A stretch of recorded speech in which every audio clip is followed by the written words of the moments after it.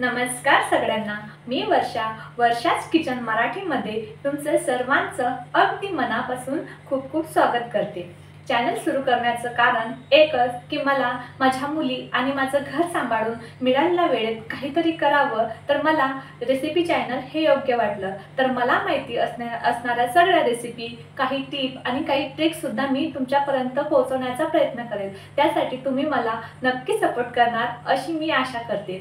चला तर माझा यूट्यूबवर हा पहिला व्हिडिओ आणि पहिली रेसिपी आहे। तर चला म्हटलं काहीतरी गोड पदार्थाने आपण आपल्या रेसिपीची सुरुवात करावी। तर मी तुम्हाला कमी साहित्यात आणि अप्रतिम लागणारी खीर आज मी तुम्हाला दाखवणार आहे। सर्वप्रथम मी अर्धा लिटर दूध घेतले। तुम्हाला जर खीर जास्त क्वांटिटीमध्ये बनवायचं असेल तर तुम्ही यापेक्षा जास्त घेऊ शकता। तुम्ही बघू शकता मी मीडियम गॅसवरती दूध छान असं गरम करून घेतलेले। आता आपण खीरसाठी लागणारं साहित्य बघूया। तर मी हा 1 वाटी तांदूळ घेतला आहे। मी अगोदरच थोडंसं मीठ घालून तांदूळ शिजवून घेतला होता। त्यानंतर थोड्याशा शेवई, वेलची पूड, मनुका, काजू, बदाम आणि थोडंसं साजूक तूप घेतलं आहे। आता आपल्याला जो भात घेतला आहे आपण त्याची आपल्याला बारीक पेस्ट करायची आहे। त्यामध्ये तुम्ही थोडंसं पाणी किंवा दूध घालून ही पेस्ट करू शकता। तुम्ही बघू शकता किती छान आणि स्मूथ अशी पेस्ट तयार झालेली आहे।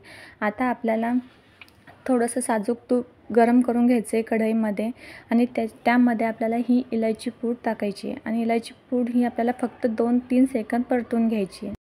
इलायची पूड परतल्यानंतर त्यामध्ये आपल्याला ही शेवई टाकून एक 2 मिनिट ब्राऊन होईपर्यंत परतून घ्यायचे आहे।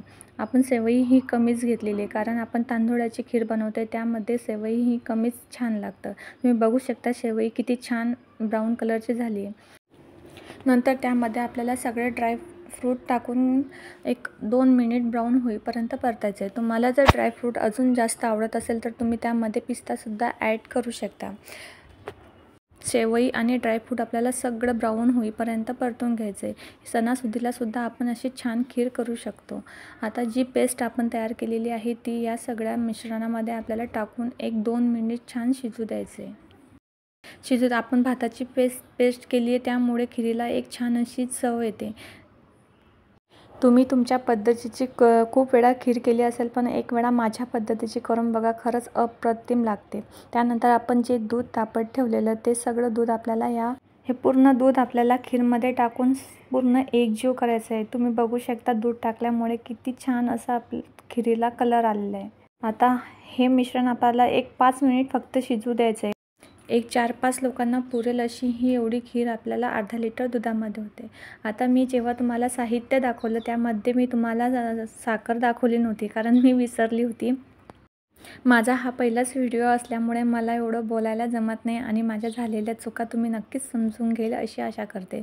तर ज्या वाटीने आपण तांदूळ घेतला होता अगदी त्याच वाटीने आपल्याला अर्ध्यापेक्षा थोडं जास्त साखर घेऊन ह्या मिश्रणात आपल्याला टाकायचं आहे आणि मिश्रण हे 5 मिनिट छान शिजू द्यायचं आहे।